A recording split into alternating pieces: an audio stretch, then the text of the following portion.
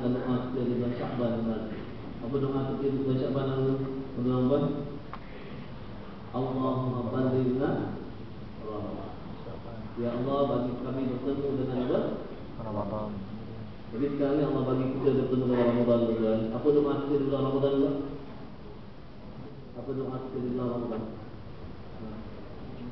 Doa kita di bulan Ramadan adalah Allahumma barik lana fi Ramadan. Ya Allah, bagilah saya, bagilah kami barakah di bulan Ramadan. Jadi tuan-tuan dan puan-puan, apa makna barakah?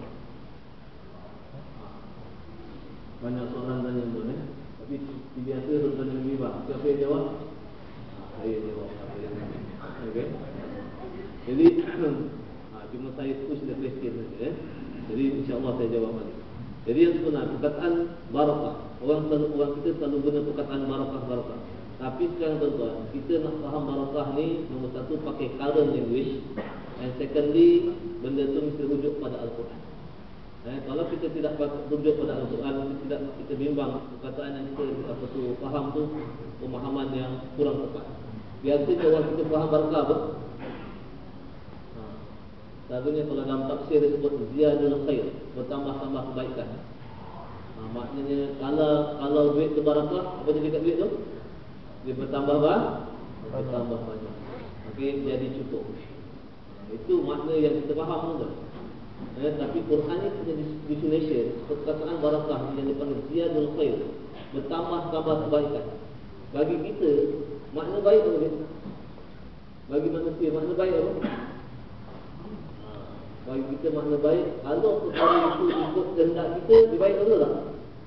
Kalau perkara itu mengikut kehendak kita, maknanya dia baik. Mengikut keinginan kita. Okey, tetapi kalau tak ikut keinginan kita, benda itu tak baik. Dan Allah sebut dalam surah Al-Baqarah, kutiba alaikumul qital wa huwa kurhun lakum wa asa an takrahu syai'an wa huwa khairul lakum.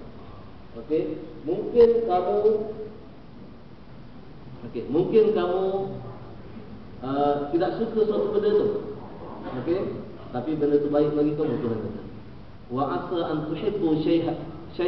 Mungkin kamu tak suka suatu benda tu, mungkin kamu cinta pada suatu benda tu, tapi benda itu tidak baik bagi kamu. Wallahu ya'lamu wa antum la ta'lamun. Allah tahu tapi kamu tak tahu.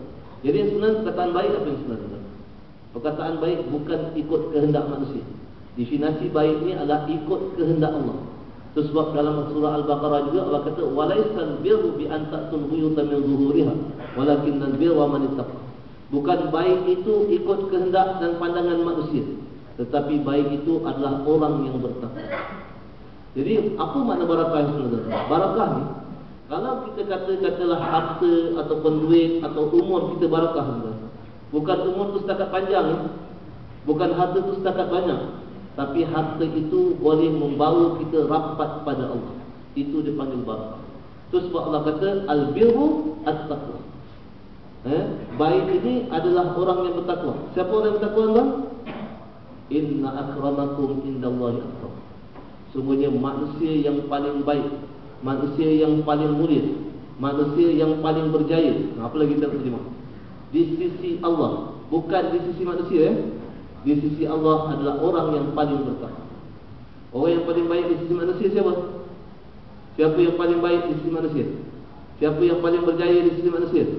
Orang yang pangkatnya besar, rumahnya besar, keretanya besar, lagi isterinya besar. Itu tak masuk dalam definisi. Itu baik di sisi manusia. Dalam hidup tuan-tuan, jaminan kehidupan hanya kalau kita cari kejayaan di sisi Allah. Okey, kita boleh cari kejayaan di sisi manusia, tuan-tuan. Kita boleh jadi popular di sisi manusia. Tapi kalau kita popular di sisi manusia, kadang-kadang boleh cari glamour, cari popularity, cari kelebihan di sisi manusia. Tapi manusia boleh bagi kita apa? Paling banyak manusia boleh puji kita. Kalau kita nampak hebat di sisi manusia, paling banyak manusia boleh puji kita. Tapi dalam masa yang sama, orang yang dengki pun ramai. Betul? Itu sebab kalau kita ada kelebihan, jangan tunjulkan sangat, jangan megah sangat pula. Sebab orang yang dengki ramai. Tapi yang paling penting tuan-tuan, kita nak cari kejayaan, populariti